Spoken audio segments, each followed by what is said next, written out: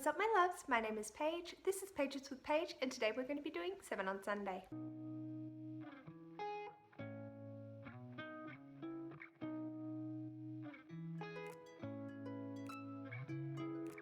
7 on Sunday is a Goodreads group that provide weekly prompts to make a video or blog post discussing these topics, and it was created by Grace from G Swizzle, so I'll leave a link in the description box below to both the Goodreads group and to Grace's channel. So this week's topic is 7 books that made you angry, and I really struggled. I could have gone down the path where the subject matter made me angry, so like looking at rape stories or how people have been treated, racism, sexism, anything like that. But I felt like the books that I've read, for the most part, deal with it really well. So I wasn't angry about it because I felt that they had handled the topic so well. So I've gone with 7 books that genuinely just got under my skin in some way or another, and I'm hoping that this will still be a somewhat positive video because I really don't like just crapping on books for the sake of it. So let's discuss the 7 books that made me rage up a little bit inside. The first book I'm going to discuss is Nevernight by J. Kristoff. I despised this book when I read it. I thought that, how do I say this politely? I felt that Jay was trying to make the story be this I'm God's gift to the world and perfection, and I could literally feel him wanking off to his writing in this. I don't know if that's true or not, but I thought the writing was pretentious, the characters were just, no. And I got really angry reading a third of the page of footnotes. I just felt that this is not good. Not good. I did end up going on and listening to God's Grave and Dark Dawn, and I gave God's Grave 3 stars and Dark Dawn 4 stars. I actually really enjoyed the improvement in writing, and I think whilst he still had things in there, they were toned back enough to not be so like unpleasant to read. I don't mind gore, graphic natures, sex scenes, any of that. Like, I don't care if that's in a book at all. However, I do care when it's written in a way that's just, nah, no thanks. Yeah, so this made me quite angry, but I'm glad that I've enjoyed the rest of the series. So if you utterly despise this book and feel that the writing just is never going to get better, then maybe don't bother picking up the rest of the series. But if you're sort of on the fence, try the audiobooks. They insert the footnotes in more appropriate places, so it's not disturbing the flow of reading as much. The next book and I had a very interesting relationship, so I decided to torture myself, and I didn't realize it was going to be torture, to read this while I was recovering from a tonsillectomy. So I just had my tonsils and my adenoids out, and I decided to pick up Men Are From Mars and Women Are From Venus by John Gray. And the fact that this book exists makes me angry, and the fact that it's a practical guide for improving communication and getting what you want in your relationships. I can't say a nice thing about this book. Ugh. Like, I'm glad that people are able to use this as a tool to improve on communicating in relationships. I don't think you should. I feel that the messages in this are actually more harmful than good. I feel that there is no redeeming qualities, there's no discussion on anything that is an actual relationship, and really it's just stereotypes over exaggerated and then mushed together. This took me 2 whole weeks, and I read this cover to cover because I'm insane apparently, and I still hurt every time I look at this book. I get a sore feeling in the back of my throat. So yeah, no thanks. The next book I have to talk about is also another 1-star read, and I'm so happy I didn't spend my own money on it, and that is Adolescence by Gabby Hanna. I read this on script at 2 o'clock in the morning, I think, and wow, it was bad.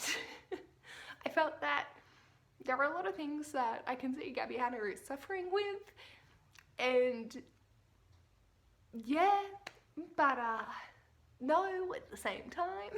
One poem is relatives. Time is relative. Beauty is relative. Family is relatives. The poem that made me the most angry though was Finn. Did you read this book cover to cover, or did you skip around a bit? Did you share it with a friend or lover? You better not have. Make that bitch buy their own copy. I want a Lamborghini. If you are going to abuse having an audience to write this crap, nah, bro. It's not okay. And I am raging at you for taking advantage of your younger audience, your older audience in general, for being a twat. But yeah, that was my only other 1-star read that I've had in my life from memory. The next book that I want to discuss is The Female Eunuch by Germaine Greer. And I understand how it was relevant for the time. It got conversations happening. I also talked to my mum about it and she said, oh no, everyone agrees, it's objectively bad. It was a piece of literature that did good and is no longer necessary. I felt a lot of the time that Germaine Greer was just talking down to people and just being a bitch, and I didn't like it. I still gave it a 2 stars because, like, I can understand that the conversations needed to happen in that time period, but also I would not recommend it to anyone ever nowadays.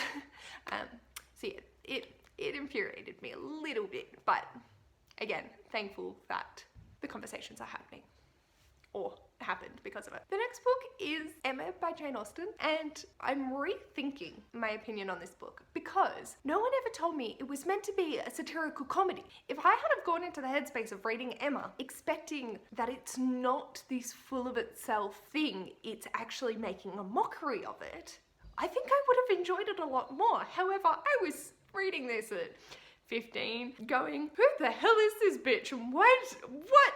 No. I was so mad at Emma as the protagonist for just being this utter ditz and just, no. I love the movie Clueless because I can see the humour in it.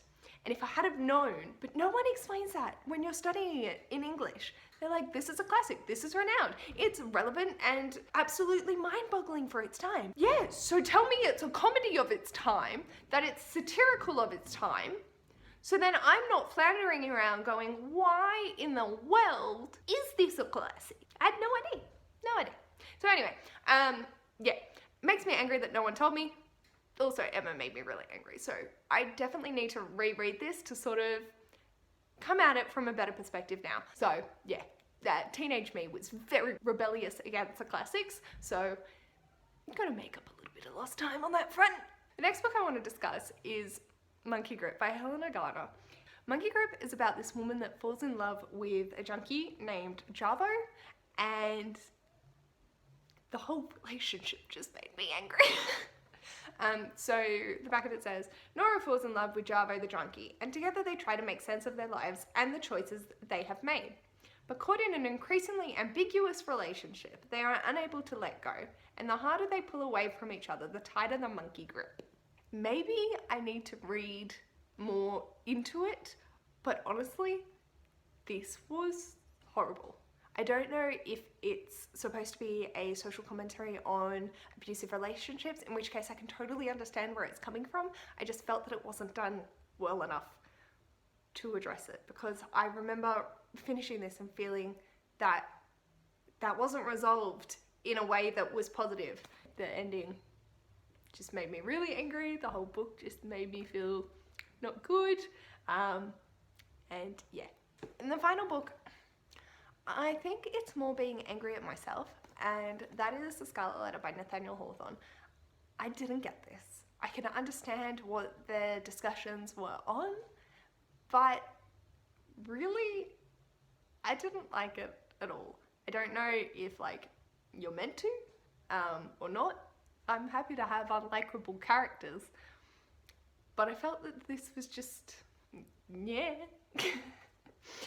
But yeah, I think for me, this is more angry that I wasn't able to connect with the story in the way that I wanted to, because I feel that it, like, contains important messages and, like, discussions on really important topics, but I just missed the mark with me.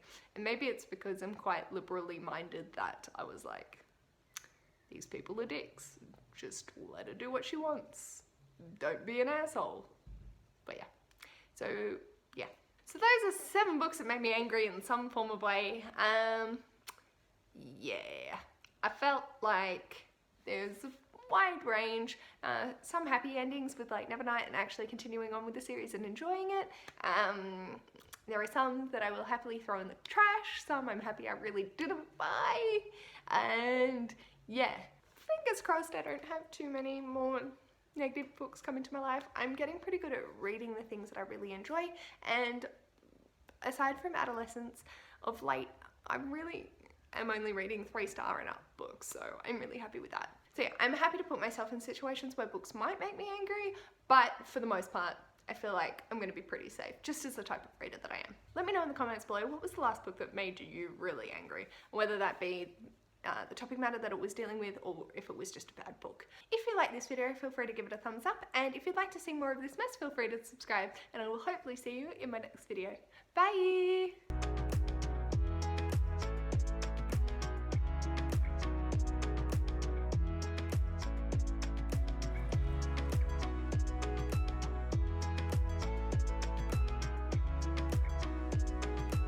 How do I say words?